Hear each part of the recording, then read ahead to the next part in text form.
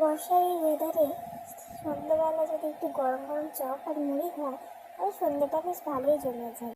তাই বেশি দেরি না করে বাড়িতেই যা আছে তাই দিয়েই বানিয়ে ফেলবো গরম গরম আলুর চপ। শুরু করার আগে প্রথমেই আমার ছোট্ট সোনামাকে একটুখানি সাইডে শুইয়ে দিই, ও একা একাই খেলবে।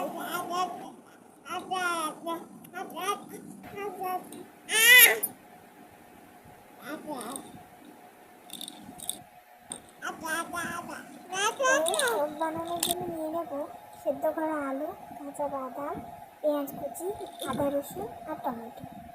টমেটো আর আদা রসুনটা পেস্ট করে নেব, বাদামটা ভেজে নেব, পেঁয়াজ কুচি আর একটু কেসুরি মেথি নিয়ে নিলাম। একটা মশলা বানিয়ে নেব। এই পেস্টের মধ্যে একটুখানি নুন, একটুখানি লঙ্কা গুঁড়ো, একটুখানি জিরে গুঁড়ো, একটু হলুদ গুঁড়ো আর 1 চামচ ধনে গুঁড়ো।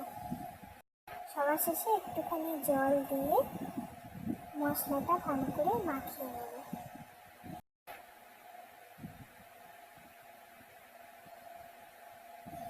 আলুটা তো আগে থেকে সেদ্ধ করা আছে। কড়াটা গরম করে কড়াতে একটুখানি তেল দিয়ে, তেলটা গরম হয়ে গেলে পেঁয়াজটা দিয়ে পেঁয়াজটা পেঁয়াজটা ভাজা হয়ে গেলে তাতে মশলাটা দিয়ে দেবো এবং অতি কেসুরি মেথি পাতাটা দিয়ে দিলাম। মশলাটা কষতে কষতে আমি আলুটা মাখতে এসে আর আমার সোনামা গামলা নিয়ে টানাটানি শুরু করে দিয়েছি। ওর থেকে টেনে টেনে নিয়ে আলুটা মেখে নিচ্ছি। আলুটা ভালো করে মেখে নিতে হবে। মশলাটা কষা হয়ে এসছে, মশলা থেকে তেল ছেড়ে দিলে বোঝা যাবে মশলাটা কষা হয়ে গেছে। আর সোনামা ওদিক থেকে উঁকি মারছে নিচে শুয়ে শুয়ে। মশলা কষা হয়ে গেলে ওতে আলু সেদ্ধটা দিয়ে দিলাম, তারপর ভাজা বাদামটাও ওতে দিয়ে দিলাম। ভালো করে কষিয়ে নিলাম পুরোটা। পুরটা কড়াতে না লাগলে বোঝা যাবে যে পুরটা তৈরি হয়ে গেছে।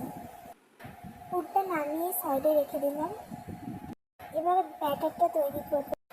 ব্যাটারে বেসন, নুন, হলুদ, কালো জিরে এবং একটু খাবার সোডা দিয়ে জল দিয়ে ভালো করে ফেটিয়ে নিতে হবে। ব্যাটারটা তৈরি হয়ে গেলে আলুর পুরটা ছোট ছোট করে গোল গোল করে নিলাম।